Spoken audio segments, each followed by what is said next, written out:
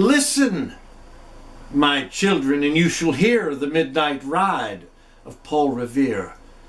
On the 18th of April in 75, hardly a man is now alive who remembers that famous day and year.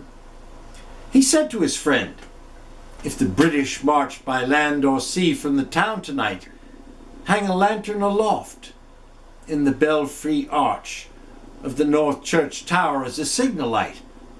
1, if by land, and 2, if by sea.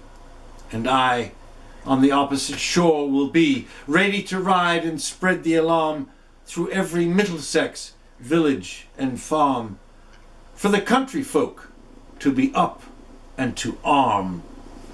Then he said good night, and with muffled oar silently rowed to the Charlestown shore, just as the moon rose over the bay, where swinging wide at her moorings lay the Somerset, British man of war, a phantom ship with each mast and spar across the moon like a prison bar, and a huge black hulk that was magnified by its own reflection in the tide. Meanwhile, his friend through alley and street wanders and watches with eager ears, till now, in the silence around him, he hears the muffle of men at the barrack door, the sound of arms and the tramp of feet, and the measured tread of the grenadiers marching down to their boats on the shore. Then he climbed the tower of the old North Church, by the wooden stairs with stealthy tread, to the belfry chamber overhead, and startled the pigeons from their perch on the sombre rafters that round him made masses and moving shapes of shade, by the trembling ladder steep and tall, to the highest window in the wall, where he paused to listen and look down a moment on the roofs of the town, and the moonlight flowing over all.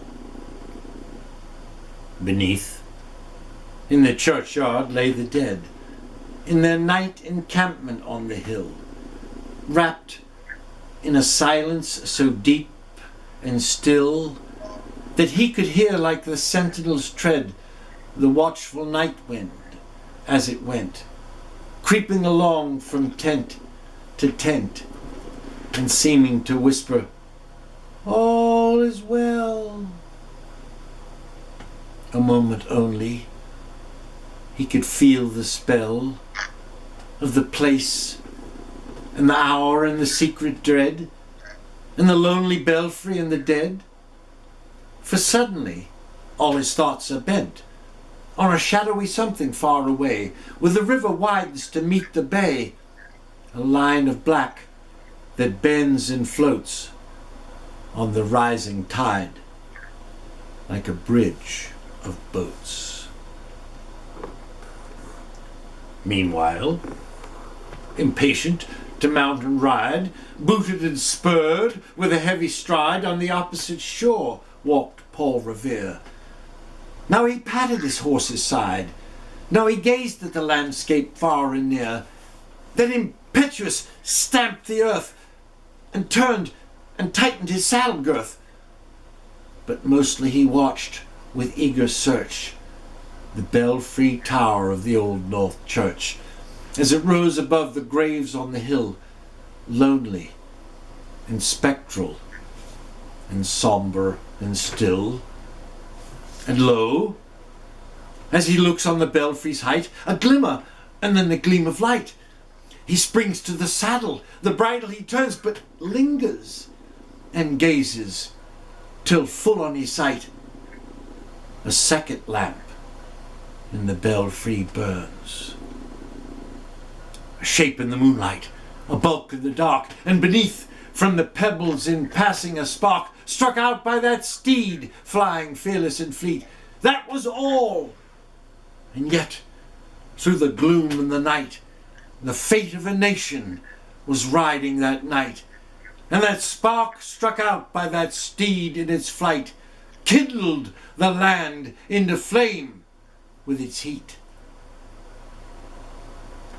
He's left the village and mounted the steep, and beneath him, tranquil and broad and deep, is the mystic meeting the ocean tides.